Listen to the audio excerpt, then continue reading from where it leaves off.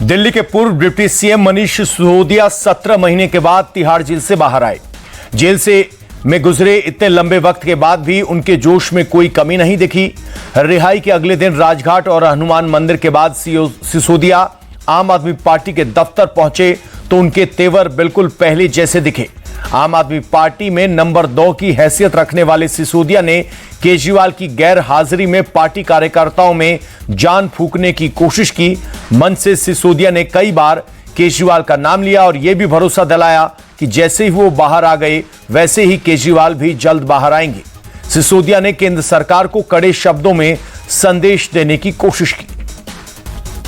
ऐसी ऐसी धाराएं लगा के इन्होंने सोचा इनको जेल में बंद कर दो, तो जैसे आतंकवादी को जेल में डाल देते हैं तो सड़ता रहता है, जैसे ड्रग माफिया को जेल में डालते हैं तो दुनिया में सड़ता रहता है। इन्हें लगा अरविंद केजरीवाल, मनीष सिसोदिया और संजय सिंह को भी जेल में डालेंगे तो सड़ जाएंगे। लेकिन आपके आंसुओं की कीमत है ये, आपके आंसुओं की ताकत है ये कि जेल के ताले भी पिघल जाते हैं। कल से कह रहा था अपने साथियों से, हम तो रथ के घोड़े हैं, हमारा असली सारथी अभी जेल में बंद है, वो भी बाहर आ जाएगा। फिर उसके बाद हमको तो जहां हकेंगे हम हकेंगे, लेकिन हमारा असली सारथी अभी जेल में बंद है और जेल के ताले टूटेंगे, बहुत जल्दी छूट के आ जाएंगे। मनीष सिसोदिया की रिहाई के बाद से ही उनके आगे की सियासत पर चर्चा शुरू हो गई है। सवाल यह है कि क्या केजरीवाल की गैर हाजिरी में सिसोदिया सरकार चलाएंगे या फिर पार्टी को लीड करेंगे। केजरीवाल और सिसोदिया के जेल जाने के बाद अभी सरकार चलाने की जिम्मेदारी सौरभ भारद्वाज और आतिशी की है, जबकि संगठन अरविंद केजरीवाल की पत्नी सुनीता केजरीवाल देख रही हैं, जिसमें संजय सिंह उनका साथ दे रहे हैं। देश के जितने बेईमान और भ्रष्टाचारी हैं, सब आज नरेंद्र मोदी जी के साथ हैं। तो मैं सिर्फ यही कहना चाहता हूं कि आज मनीष सिसोदिया जी के साथ मिलकर और बहुत जल्दी हमारे नेता अरविंद केजरीवाल जी बाहर आएंगे और हम सब मिलकर, याद रखना, ये वादा पूरा करना है आपको। क्या कहना है? चुनाव परिणाम के बाद सिर्फ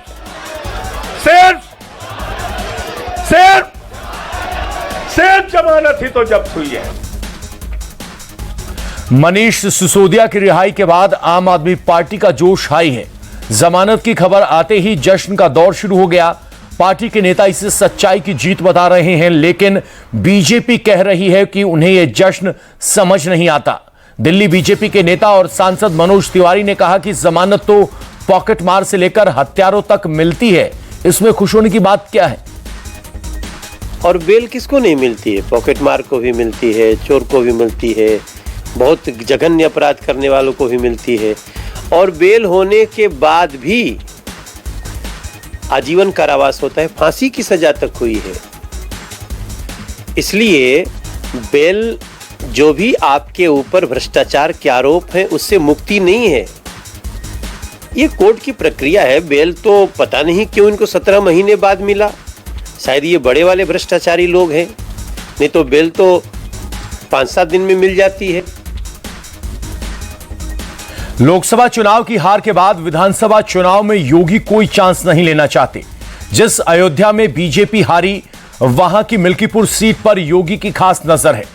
मिल्कीपुर में एक रैली में सीएम योगी ने बांग्लादेश में हिंदुओं पर हो रहे अत्याचार के बहाने विपक्ष पर निशाना साधा। योगी ने कहा कि जो लोग खुद को अयोध्या नरेश कहते हैं, उन्हें बांग्लादेश में हिंदुओं पर हो रहा अत्याचार नहीं दिखाई दे रहा। कि दुनिया के किसी कोने में कोई हिंदू प्रताड़ित हो रहा है तो उसके प्रति आवाज उठा सके, क्योंकि उसमें भी उन्हें लगता है कि अगर हम आवाज उठाएंगे तो कहीं यहां उनका वोट बैंक न खिसक जाए। वोट बैंक भी जिनको दुनिया के अंदर होने वाले किसी अत्याचार में वोट बैंक दिखाई देता हो, वो आपके हितैषी कैसे हो सकते हैं। याद रखना, जो बांग्लादेश में हो रहा है, जो चर्चाएं हो रही थी अभी, वहां 90% जो हिंदू बचा है वह दलित समुदाय से है। और मैं इसीलिए कहना चाहूंगा कि जो सबके मुंह सिले हुए हैं, इसलिए सिले हुए हैं क्योंकि इनके मालूम है कि बांग्लादेश को हिंदू उनका वोटर नहीं होगा और उसकी रक्षा करना हम सबका दायित्व है। राक्षसी वृत्तियां जब भी तराधाम पर प्रबल होंगी, उनका मुकाबला करने के लिए हमें तैयार होना पड़ेगा।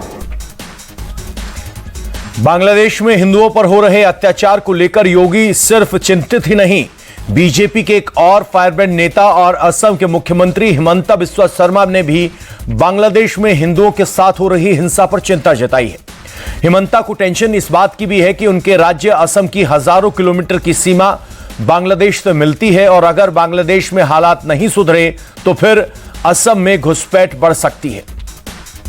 अभी हालत एकदम ठीक नहीं है और वहाँ का जो स्थिति है काफ़ी चिंतनीय है, लेकिन हमारा इतना ही विश्वास है कि प्रधानमंत्री जी जरूर बांग्लादेश का सरकार का साथ या जो भी डिप्लोमेटिक चैनल्स है उसमें काम करेगा और धीरे धीरे स्थिति सुधरेगा, लेकिन फिलहाल हालत बहुत खराब है।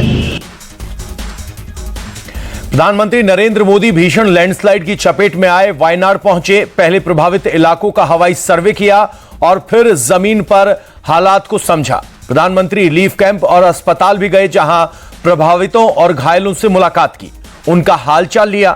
केरल के मुख्यमंत्री और बड़े अफसरों के साथ वायनाड में आई तबाही को लेकर समीक्षा बैठक भी की।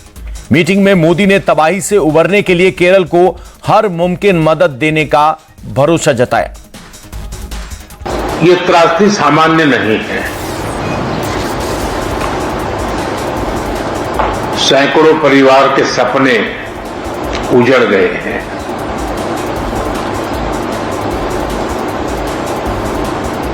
और प्रकृति ने अपना जो रौद्र रूप दिखाया, मैंने वहां जाकर के परिस्थिति को देखा है। मैं रिलीफ कैंप में भी इन पीड़ित परिवारों से मिला हूं जिन्होंने एक्चुअली उस समय जो देखा और जो झेला उसका विस्तार से